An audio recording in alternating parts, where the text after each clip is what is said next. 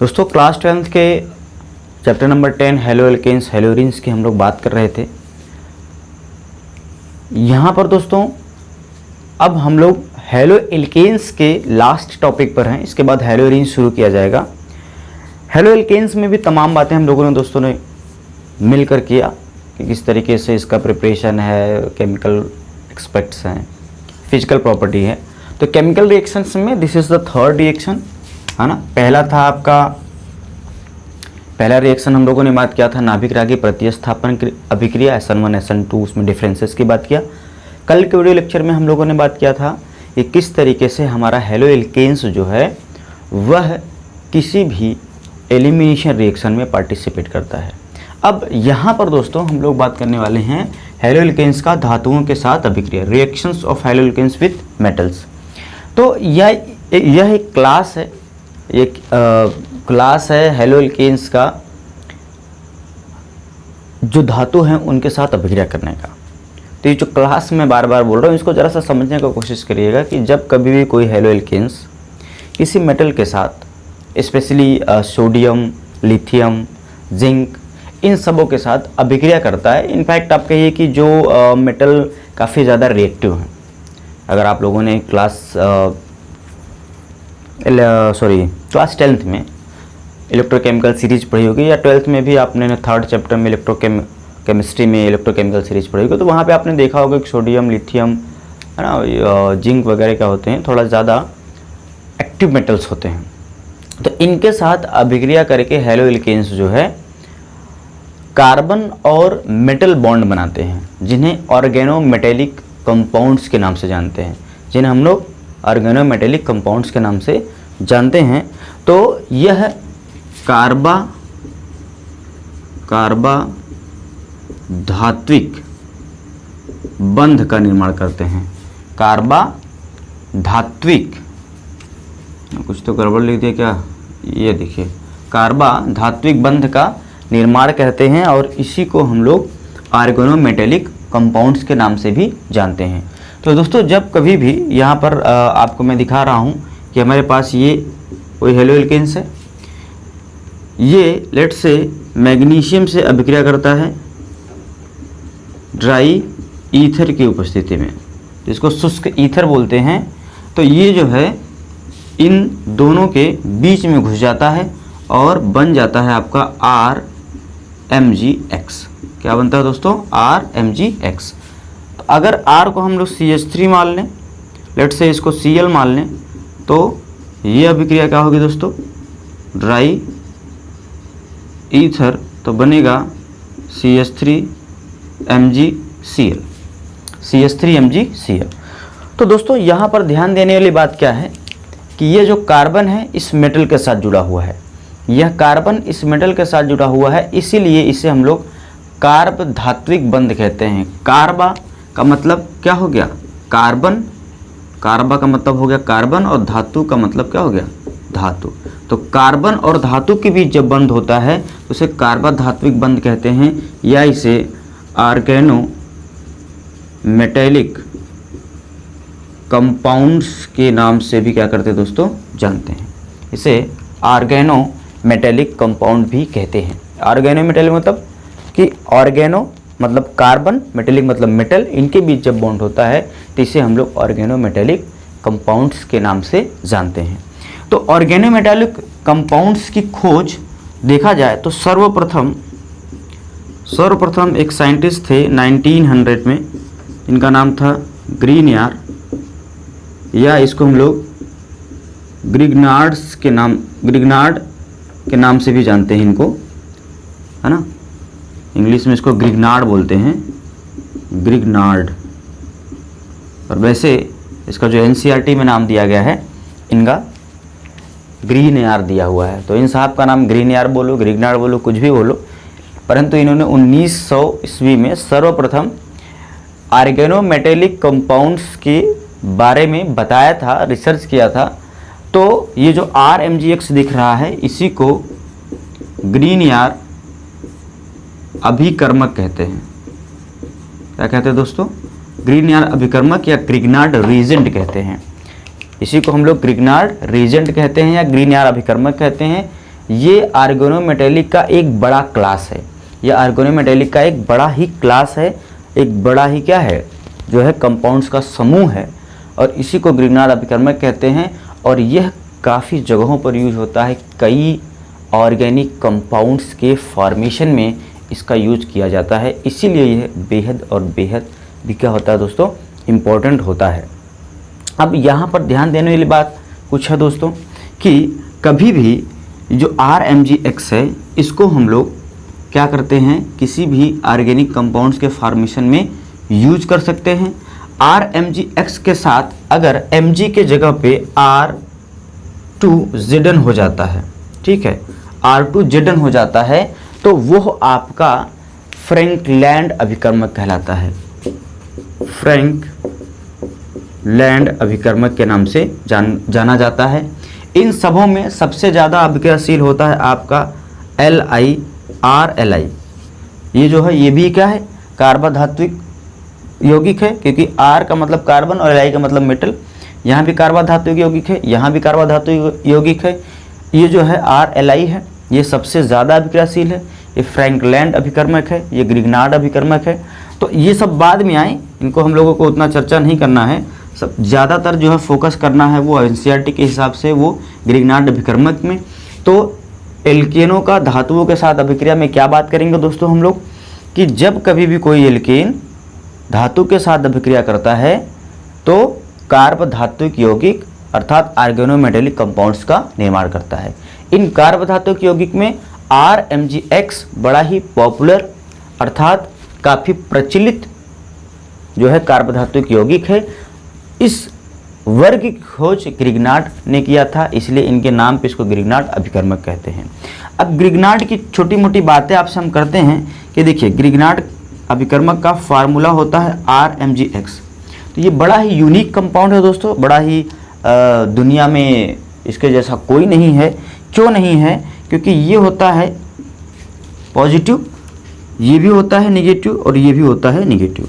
यहाँ पर दोस्तों, यहाँ पर R और M के बीच जो होता है वो सहसंयोजक बंध पाया जाता है। कैसा बंध पाया जाता है दोस्तों, सहसंयोजक। और आपको पता है मेटल और नॉन मेटल के बीच क्या पाया जाएगा, आयनिक बंध। कैसा बंध पाया जाएगा दोस्तों, आयनिक बंध। और यह सहसंयोजक बंध भी कैसा होता है, ध्रुवीय सहसंयोजक बंध। कैसा होता है, ध्रुवीय सहसंयोजक बंध, पोलर कोवैलेंट कंपाउंड्स। और ये होता है आयनिक कंपाउंड्स। तो एक ही कंपाउंड में, एक ही यौगिक में देखिए दोस्तों, दो प्रकार के बंध पाए जा रहे हैं। यहाँ पर आयनिक बंध भी उपस्थित है और यहाँ पे सहसंयोजक बंध भी उपस्थित है, और वह भी कैसा, ध्रुवीय सहसंयोजक बंध। वो भी कैसा, ध्रुवीय सहसंयोजक बंध आपको देखने के लिए मिल रहा है। इसलिए दोस्तों ये काफ़ी यूनिक कंपाउंड होता है और कई ऐसे रिएक्शंस देते हैं जहाँ पर हम लोगों को ये देखने को मिलता है कि किस तरीके से हम इसके उपयोग को और ऑर्गेनिक मतलब कार्बनिक यौगिकों के निर्माण में कर सकते हैं। दूसरी चीज़ सबको दोस्तों ध्यान रखने वाली बात यह है कि RMgX को हम लोग कभी भी नमी के साथ नहीं रखते हैं। तो हमको क्या करना है, इसको नमी से बचा के रखना पड़ता है, बचा के रखना पड़ता है। क्यों दोस्तों नमी से बचा के रखना पड़ता है, क्योंकि यदि यह कहीं से भी प्रोटॉन पा जाए, प्रोटॉन कहीं से भी पा जाए, नमी तो मैंने बताया कि नमी में क्या होता है, जल होता है। इवन दो यह किसी भी एमीन या जल कहीं से भी प्रोटॉन पा जाता है तो अपने अस्तित्व को खो देता है और ये हाइड्रोकार्बन में परिवर्तित हो जाता है। इसीलिए इसको दोस्तों हम लोगों को अगर सेफ रखना है किसी यूज के लिए तो इसको नमी से क्या करना पड़ेगा, दूर करना पड़ेगा। अन्यथा होता क्या है दोस्तों, यह अभिक्रिया कर लेता है। मैं यहाँ लिख दे रहा हूँ, मैं कि यह RMgX प्लस H2O। तो दोस्तों ये अभिक्रिया करके RH प्लस MgOH और AX ये कंपाउंड आपको जो फाइनली मिल जाता है वो RH मिल जाता है। यहाँ पे अगर हम लोग CH3 कर लेते MgCl प्लस H2O तो आपको यहाँ पर CH4 मिल जाता और प्लस MgOHCl मिल जाता, MgOHCl मिल जाता दोस्तों।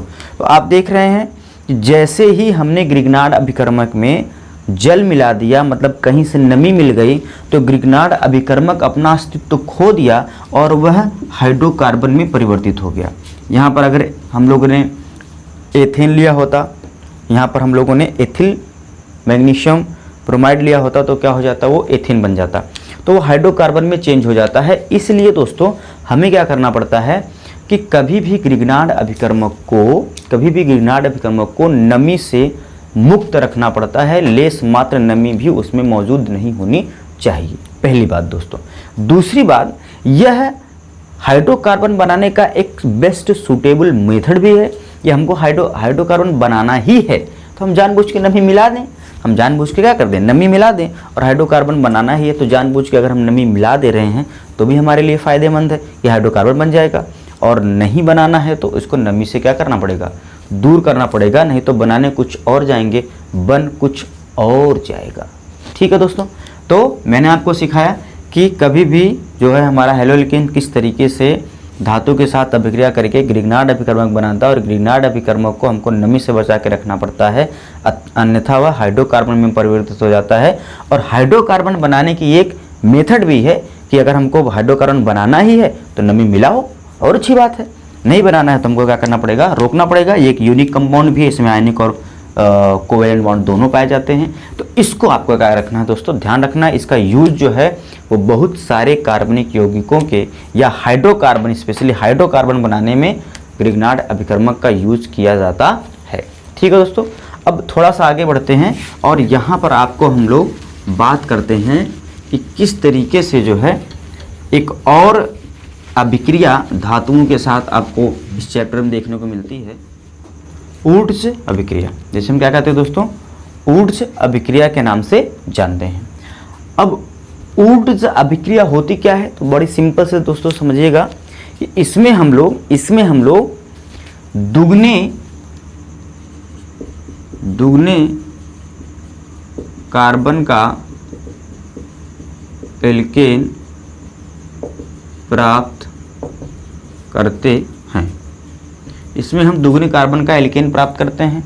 तो इसमें करते क्या है, कोई हमारे पास एक हैलोएल्केन है, इसकी अभिक्रिया हम लोगों ने सोडियम से करवा देते हैं ड्राई ईथर की उपस्थिति में, तो हमको दुगने नंबर में जो है क्या मिल जाता है, एल्केन प्राप्त हो जाता है। कैसे प्राप्त होता है दोस्तों, देखिएगा यहाँ पे हम लोगों ने क्या लिया, RX लिया, इसकी अभिक्रिया हम लोगों ने सोडियम से करवा दी। तो यहाँ से इसका 2 मोल लेते हैं तो R बन जाता है प्लस NaX, यहाँ से ये 2 कर देते हैं। ठीक है, तो इस अभिक्रिया को दोस्तों क्या करते हैं, ऊर्ध्व अभिक्रिया के नाम से जानते हैं। तो क्या कहेंगे, जब दोस्तों हैलोएल्केन्स की अभिक्रिया सोडियम के साथ, यहाँ पे मैंने लिख दिया है शुष्क ईथर की उपस्थिति में करवाते हैं, हैलोएल्केन्स की अभिक्रिया शुष्क ईथर की उपस्थिति में सोडियम के साथ करवाते हैं, तो दुगने कार्बन का एल्केन प्राप्त हो जाता है। इसे ऊर्ध्व अभिक्रिया कहते हैं। तो मैं आपके लिए एक दूं, मैं लिखूं CH3 CH2, लेट से यहाँ Cl है, 2Na है ना, यहाँ पे मैंने लिख दिया डाई ईथर। तो क्या बन जाना है दोस्तों, देखिए आपको बन जाना है CH3 CH2 और ये CH3 बन जाना है और ये NaCl बन जाना है, और यहाँ पे हमको क्या ले लेना है, 2 ले लेना है। ठीक है, तो हमने देखिए 2 कार्बन का एल्केन था, लेकिन यहाँ पे 4 कार्बन का एल्केन अर्थात ब्यूटेन प्राप्त हो गया। तो जितना भी कार्बन लेंगे उसका दुगना, जितना भी कार्बन एल्किल हैलाइड में रहेगा उसका दुगना कार्बन का हमको एल्केन प्राप्त हो जाएगा। तो वुड्स अभिक्रिया जो है दोस्तों क्या होती है, ये बिल्कुल ध्यान रखना है। जब कभी भी हम हैलोएल्केन्स की अभिक्रिया सोडियम के साथ ड्राई ईथर की उपस्थिति में करवाते हैं तो एल्किल हैलाइड के दुगने कार्बन के बराबर हमको एल्केन प्राप्त होता है। इसे ही वुड्स अभिक्रिया के नाम से जानते हैं। ठीक है दोस्तों, तो ये रहा आपका कि किस तरीके से हैलोएल्केन्स जो है वो हमारे मेटल के साथ अभिक्रिया करते हैं। ये टॉपिक यहीं पर ख़त्म होता है, हैलोएल्केन्स यहाँ पर समाप्त होता है। अब आगे हम लोग मूव फॉरवर्ड करेंगे कि हैलोएल्केन्स इसे रिएक्शंस देते हैं कि नहीं देते हैं और उनके क्या रिएक्शन होते हैं। टिल देन दोस्तों, bye bye, God bless you.